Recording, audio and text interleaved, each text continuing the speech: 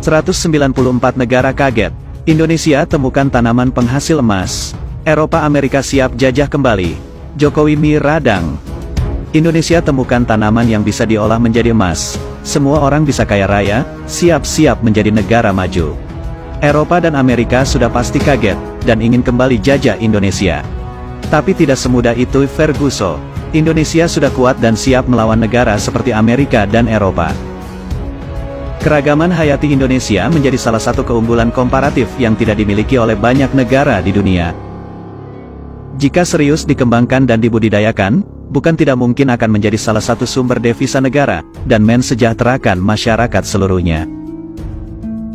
Salah satu sumber daya hayati tersebut adalah jenis tanaman, yang dapat menghasilkan emas, dan menyerap berbagai logam berat yang terkandung di dalam tanah.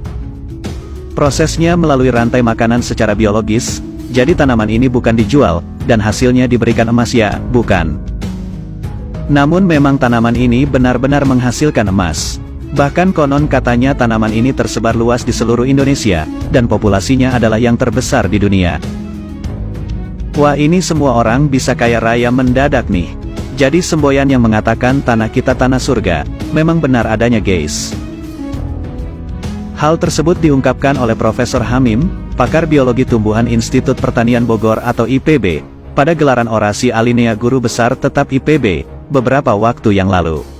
Menurutnya logam mulia dapat diekstraksi dari tan penyerap logam berat.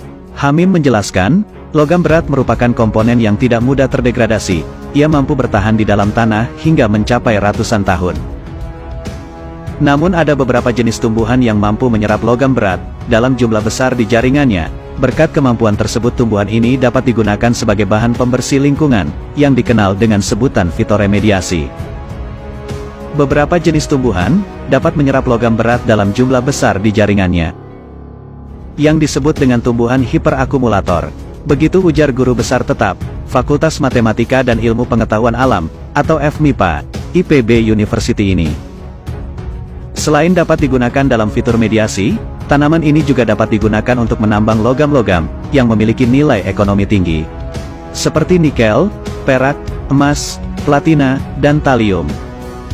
Profesor Hamim menjelaskan, tanaman hiperakumulator biasanya ditemukan di daerah dengan kandungan logam tinggi, seperti tanah terpentin dan ultra basah. Indonesia merupakan salah satu negara dengan daratan ultra basah terbesar di dunia. Meliputi wilayah Kalimantan, Sulawesi, Maluku hingga Papua. Hanya saja, ia menilai potensi tumbuhan hiperakumulator di sana belum tergarap optimal. Perlu adanya perhatian dari berbagai pihak, agar potensi tersebut dapat digali dan dimanfaatkan untuk fitoremediasi dan fitomining. Sebagai contoh hasil eksplorasi tumbuhan di sekitar Tailing DM, atau lokasi limbah sisa pemisahan biji logam mulia, dengan material non-ekonomis, tambang emas PT Antam UBPE Pongkor, hampir semua jenis tumbuhan di sana mampu mengakumulasi emas meski dalam keadaan rendah. Kelompok bayang-bayaman, atau amaranthus yang tumbuh di sekitar Tailing memiliki kemampuan akumulasi emas tertinggi, tetapi karena biomasanya rendah, potensi planningnya juga rendah. Tanaman lembang atau Taipa angustifolia, juga cukup tinggi mengakumulasi logam emas. Taifal dapat menghasilkan 5 hingga 7 gram emas per hektar, hal ini tentu memerlukan pendalaman lebih lanjut. Sementara itu dalam eksperimennya, penggunaan dark septid endofit, dan jamur mycorrhiza terbukti membantu tanaman beradaptasi dengan lingkungan tercemar logam berat.